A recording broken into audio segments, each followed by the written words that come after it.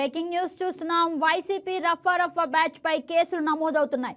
Jagan birthday వేడుకల్లో పలు జిల్లాల్లో వైసీపీ శ్రేణులు హంగామా సృష్టించాయి. ఈ నేపథ్యంతో ఏలూరు జిల్లా ద్వారకా తిరుమలలో ఏర్పాటు చేసిన ఫ్లెక్సీ వివాదంగా మారింది. 2029లో ఒక్కొక్కరిని రఫా నరుకుతామంటూ వైసీపీ నేతలు ఫ్లెక్సీ ఏర్పాటు చేశారు. ఈ వ్యవహారంపై టీడీపీ నేతలు పోలీసులకు ఫిర్యాదు చేశారు. ఘర్షణలకు తావిచ్చేలా కొటేషన్లు ఉన్నాయంటూ పోలీసులకు ఫిర్యాదు చేశారు. దీంతో రంగంలోకి దిగిన పోలీసులు వైసీపీ కార్యకర్తలపై పోలీసులు కేసు నమోదు చేశారు. ఫ్లెక్సీ ఏర్పాటు చేసిన దుకాణాన్ని సీజ్ చేశారు. ఇక ఇదే అంశానికి సంబంధించి మరింత సమాచారం మా కరెస్పాండెంట్ గోపాలకృష్ణ అందిస్తారు. గుడ్ మార్నింగ్ గోపాలకృష్ణ, చెప్పండి అసలు వివాదం ఏంటి అక్కడ? గుడ్ మార్నింగ్ గగన, గుడ్ మార్నింగ్ వైకే. మరి ఏలూరు జిల్లా ద్వారకా తిరుమల మండలంలో ఉన్నటువంటి రామసింగవరం అనేటువంటి గ్రామంలో మరి జగన్మోహన్ రెడ్డి పుట్టినరోజు సందర్భంగా అయితే కనుక పెద్ద భారీ ఎత్తున ఫ్లెక్స్ ఒకటి పెట్టారు.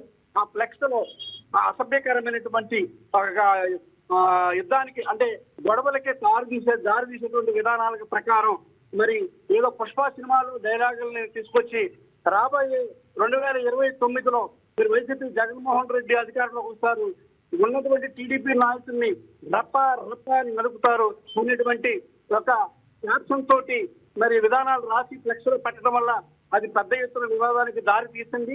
దాని మీద టీడీపీ నాయకులు ఆవేశంతో ఇరు వర్గాల మధ్యన అది వైసీపీ నాయకులకు టీడీపీ నాయకులకు కూడా మధ్యన ఘర్షణ చోటు చేసుకున్న పరిస్థితి కనబడింది. దీనిపై వెంటనే టీడీపీ నాయకులు సంబంధిత పోలీస్ స్టేషన్ లో ఫిర్యాదు ఇవ్వడంతో మరి స్థానిక పోలీస్ స్టేషన్ ఎస్ఐ సంబంధిత అధికారులు ఆ యొక్క ఫ్లెక్స్ వివాదంగా ఉందని ఆ ఫ్లెక్స్ ను తీసేయాలని చెప్పేసి అయితే కనుక ఎవరైతే పెట్టారో వాళ్ళని మరి దాన్ని తొలగించిన పరిస్థితి జరిగింది. అంతేకాకుండా ఇక్కడ ఎవరైతే ఆ ఫ్లెక్స్ పెట్టారో సంబంధిత వ్యక్తులను 7గురిని అదుపులోకి తీసుకుని వారిపై కేసు నమోదు చేసినట్లు చెప్పారు గగన. రైట్ గోపాలకృష్ణ, అసలు పోలీసులు ఏ విధంగా దర్యాప్తు చేపడుతున్నారు? ఇప్పటికి కస్టడీలోకి ఎవరైనా తీసుకున్నారా? ప్రస్తుతానికి అక్కడ ఆ దుకాణం దగ్గర రామసింగారం గ్రామంలో ఈ ఫ్లెక్స్ పెట్టడం వల్ల వివాదాలు తలెత్తి గొడవలు జరిగిన పరిస్థితి జరిగింది. అటు టీడీపీ ఇటు వైసీపీ వర్గాల మధ్యన దాడులకు పాల్పడినటువంటి పరిస్థితులు కూడా జరిగినాయి. ఈ నేపథ్యంలో ఆ యొక్క రామసింగవరం గ్రామంలో వైసీపీ కార్యకర్తలు ఎవరైతే ఉన్నారో వాళ్ళ మీద 7 వ్యక్తులపై మీరు ఘర్షణకి తావతీసిన వారిపై కనుక కేసులు నమోదు చేశారు.